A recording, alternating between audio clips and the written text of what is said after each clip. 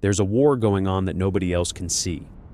You wake up, you make coffee, you smile at someone on the street, you answer emails like everything's fine, and the entire time, there's a battle happening behind your eyes that no one has any idea about. That's the part people miss. They think the hard fights in life are the ones with visible enemies, bills, deadlines, difficult people, bad luck.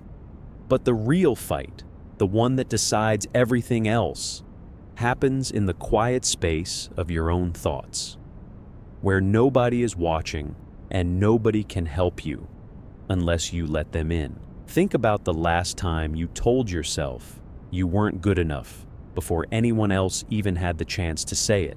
Think about the nights you replayed a conversation for hours, inventing worse and worse versions of what people must think of you. Think about how many times you talked yourself out of trying something, not because the world stopped you, but because a voice inside got there first and closed the door before you even reached it. That voice doesn't need weapons. It just needs your attention. And once it has that, it can build entire prisons out of nothing. This is why some people can lose everything on the outside and still stand tall, while others can have every comfort available to them and still feel like they're drowning. The difference was never really about circumstances. It was about what was happening internally, in that private courtroom where you're constantly being judged, sentenced, defended, and sometimes forgiven, all by yourself.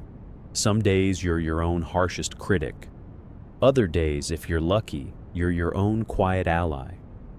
But the outcome of that daily trial shapes how you carry yourself into every room, every relationship, every decision you make. Consider the parent who is exhausted beyond words, but who has to choose in that exact moment between snapping and staying gentle. That choice isn't made in the kitchen, it's made in the mind, seconds before the body reacts. Consider the person recovering from heartbreak who wakes up and has to decide all over again whether today is the day they let the pain define them or the day they simply survive it a little better than yesterday. Nobody sees that decision happening.